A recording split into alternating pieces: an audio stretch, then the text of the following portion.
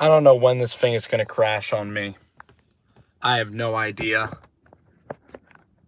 I'm out here in a parking lot, and I'm going to talk about the Giants game today. I don't know how many people are going to watch this video. I hope people like watching this video. Really unfortunate. I was watching the game in an area where the Fox feed cut out on me, so I didn't get to see the final 10 seconds of the game. Real heartbreaker today in Carolina. The team fought back in an incredible way. I wanted the win so badly. It was signature Eli coming back from 2 scores. It reminded you of the old Eli. It might be the last time that we see this kind of Eli Manning ever. So it was kind of a last hurrah for the guy and in his last season with the New York Giants, and I'm proud of the way that he played the game. I am proud of the way that the receivers played. Eli, Sterling, Shepard, Odell Beckham. Odell Beckham played well. He had some terrible miscues in the first half on 4th down. The drop hurt, and then fumbling into the end zone and giving them 7 points in special teams. The way I look at this team is that, it never should come down to one play. You have 60 minutes to win a football game. You know what I mean? Like, here's the thing, is that you have 60 minutes to win a game. And it was a great kick by Graham Gano, but the defense was soft even on the final series, and the Giants were down the entire game, 27-16. It's a tough way to lose the game, but, there's a lot of plays that could have happened. I thought that the defensive pass rush, the Giants are just not a cohesive football team. They showed heart today. The passing game came alive today. They can never put it all together. The pass rush of the New York Giants has been awful in every single game. It is the worst pass rush that the New York Giants have had maybe since I could ever remember. The front 4 is horrendous, and I'm tired of saying Olivier Vernon is the only reason why we don't have a pass rush. Nobody is teaching these Giants defensive linemen how to win. Cam Newton has all day in the pocket. He always does. He wasn't even touched today. And the Giants defensive pass rush is absolutely horrible. The secondary today is terrible. Maybe Landon made a couple of interceptions, but way too soft. Eli Apple had some shitty plays. The running game is beyond horrible. The Giants' running game is absolutely terrible. And at least we tried to run the football, but the way that this thing has been built, it's a chronic problem that the New York Giants have had so much trouble with in terms of drafting, in terms of actually getting better. This team is not getting better at running the football. This pass rush is horrible. I thought Eli showed today that he has 1 year left. He was throwing the ball deep. Shepard came up and made some big plays. Saquon Barkley, the second half, Eli played well, and who gives a shit about the interception? So everybody telling Eli to throw the football down the field, congratulations to those people. I was one of those people saying it as well. Who gave a shit about the turnover? The turnovers hurt, but you'll take the good with the bad. And Eli tried to hit Odell on one of the plays. It was a turnover. Eli tried to hit Shepard, a turnover. But the team scored today. We hit some long balls, and yeah. The 49ers are dead. They quit on the team. They're quitters. They're dead. Just focus on the draft. Who gives a shit? They're a terrible team now. Just focus on the damn draft. Without Garoppolo, they fell apart. The Oakland Raiders just completely fucking fell apart. And that's the thing, is that the New York Giants, they might just fall freaking apart. The Denver Broncos, I knew they would go to New York and lose. They're an inconsistent team. They're an 8-8 team. Their quarterback and head coach are not good. The New York Jets freaking rolled them. No, I don't think the Jets are making the playoffs. You guys win this game all the damn time. The Jets win this game all the time. I picked you guys to win. I know you would win. I knew that Sam Darnold and his team would win. But when you guys go on the road to play somebody you should beat, you're going to lay an egg with Todd Bowles. You know it's going to happen. It's like Fitzmagic with the New York Jets. You know, every so often you come up for air, but you guys are going to choke at some point. I almost don't even want to see you choke because I'm tired of the same damn Jets every year. But congratulations today on a well-earned victory over a team that can't play West in the Denver Broncos. So, getting back to the New York Giants is this team is probably going to fold up. Odell Beckham, this locker room is probably going to fold like a house of damn cards. You know what I said after that game? Everybody said to me, the season is over. I hate being a Giants fan. I'm heartbroken. You know what I said? You know what? That was the best damn game the Giants played all year. And they should go Thursday into MetLife Stadium, and they should play their balls off against the Eagles, and they should win convincingly. Do you want to play every game 27-16 against Cam Newton? I don't think so. I mean, this defensive pass rush is terrible. The Giants got to get a lot better in several areas. If they would have won, it would have been a nice feather in the cap. But if the Giants go on to lose the season, I don't want any Giants fan coming up to me and said, well, if Graham Gano didn't hit that kick, the season is different. Bullshit. You are what you are. And the Giants can either go in two directions. They can keep getting better. They can learn how to convincingly win ball games because today they showed a lot of heart, and today the passing game started to improve. You can go in one or two directions. You can either go out and you can completely fold up and you can play like shit in front of your home crowd and get beat convincingly and feel sorry about yourselves, or you get off the mat and you fight back and you make this thing a damn season. The NFC East isn't that good. The Eagles might beat the Vikings today, so what? Dallas is probably going to lose. The Redskins are probably going to lose.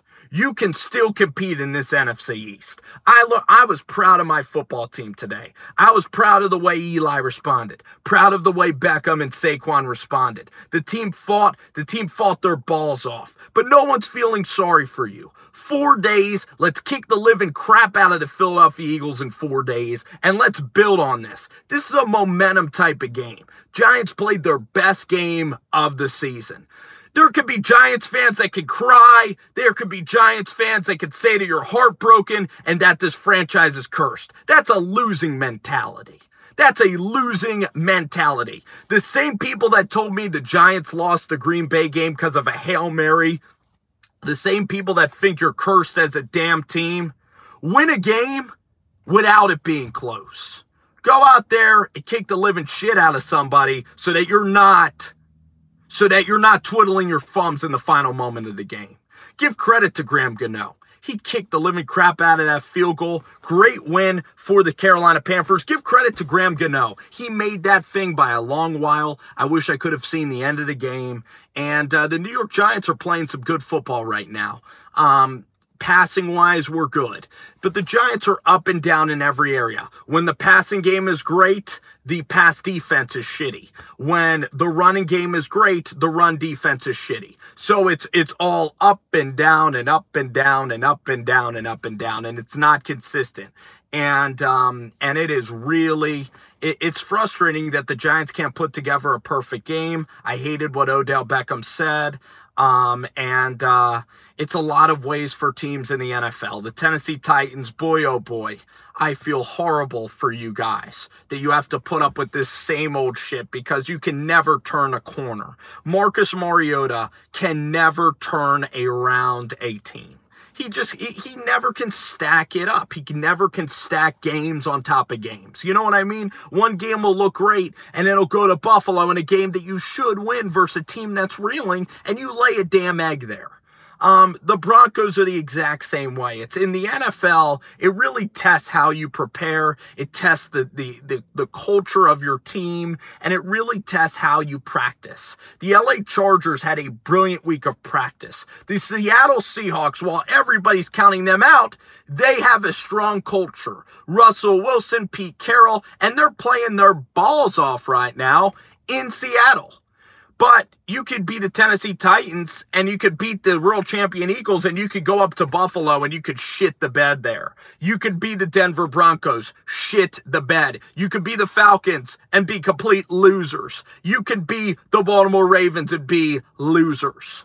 There are a lot of losing teams. There's very few elite teams in the NFL. There's very few New England Patriots in the NFL.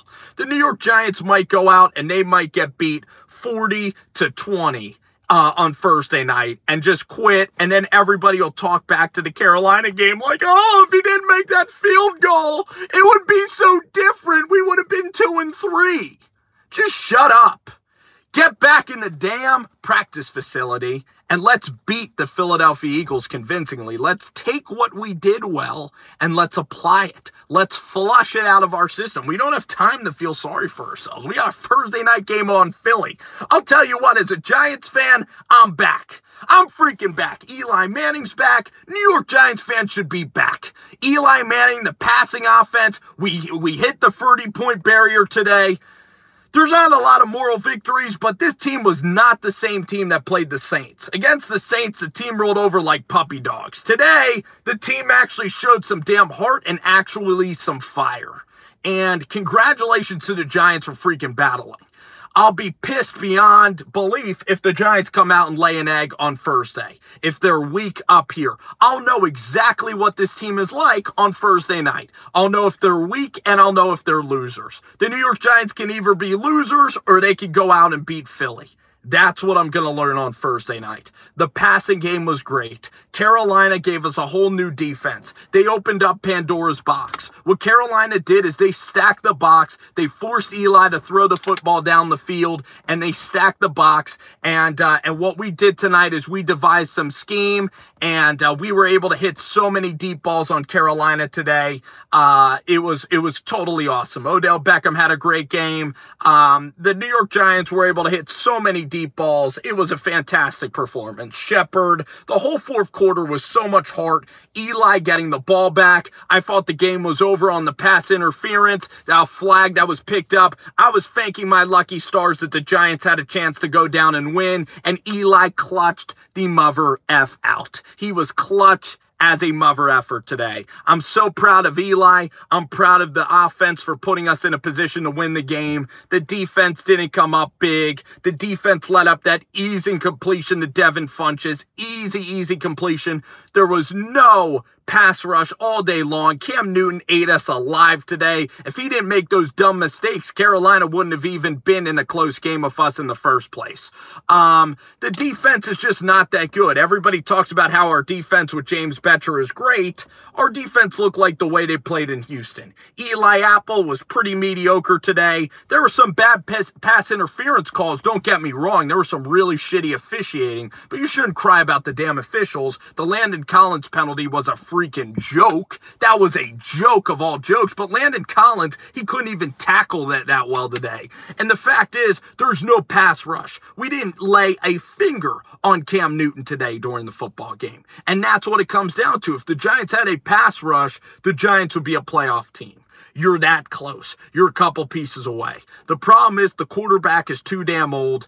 Eli Manning played his best game today. That was the Mona Lisa of his career. That's his bon voyage performance. He is done after this year. This is the last year of Eli Manning. I am admitting it right now. So I am enjoying every second of the last year that Eli Manning's going to be a New York Giant. I didn't watch all the other Giant videos, but the drama in the locker room is going to be tested. I still believe that you get rid of Odell Beckham. Odell Beckham's a fantastic player, okay? I'm not going to say that Odell Beckham is a shitty player. Everybody can see that he's a great player. It's just his antics tire me, and that's the bottom line about it. I mean, whatever. He threw that great pass to Saquon. He's running down the field celebrating. We're still down 7. It's annoying in hindsight to look back at that. But anyway, man. The 49ers need to trade for Davis Webb or RG3.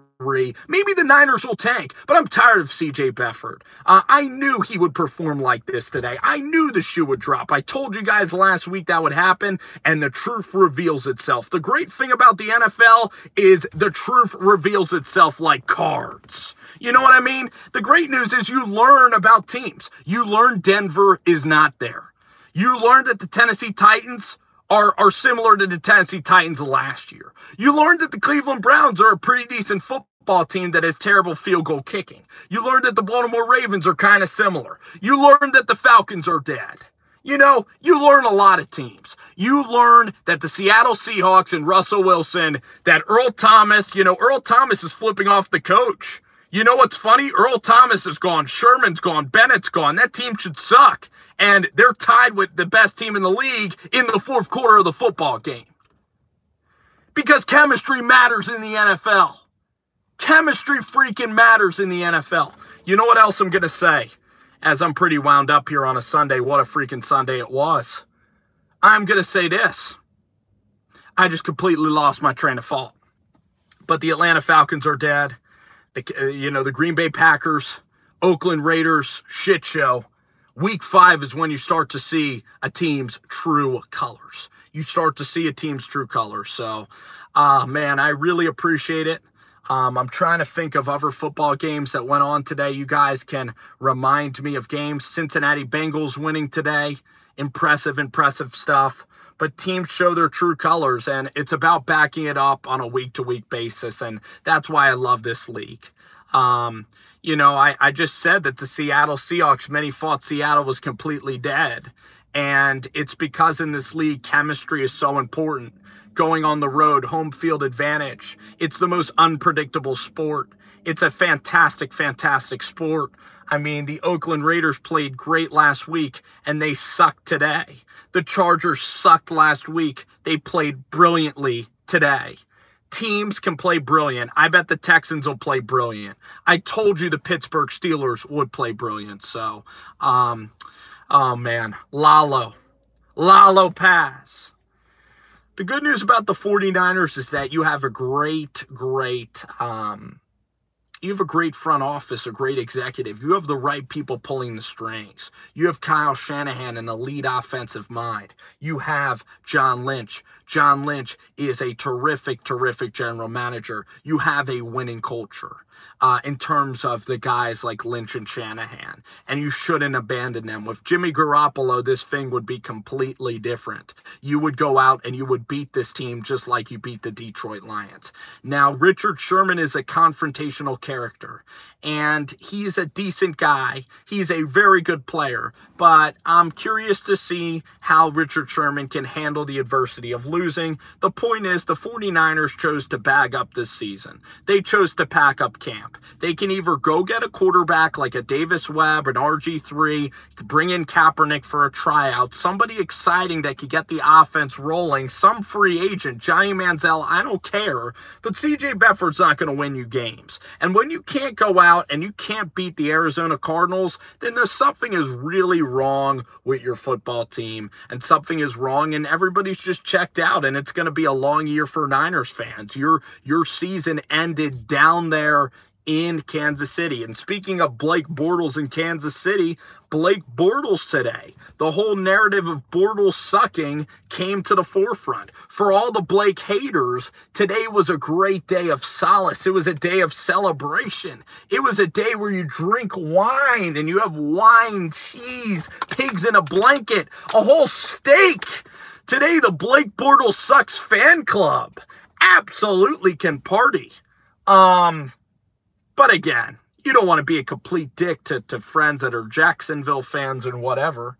It's a tough day to be a Jaguar fan today, but the Kansas City Chiefs, they won that game over Denver. They felt really good. They didn't have that adversity, and they are rolling. Their defense has matched up to their offense because they've been in such a good mood lately that their defense has been busting have really been trying hard in practice. When you win football games, like if the Giants won that game today, unfortunately, it hurts so bad because now the Giants look and they're 1-4. They think that they're cursed, and the Giants are not going to practice all that well this week. There's going to be some real adversity. But for the Kansas City Chiefs winning that Denver game, there was no adversity at all. But for Denver, there was tons of adversity. And when you're dealing with Vance Joseph and Case Keenum, I don't believe Todd Bowles is a good football coach, but Denver just is an inconsistent team. And there's just so many teams like that in the NFL.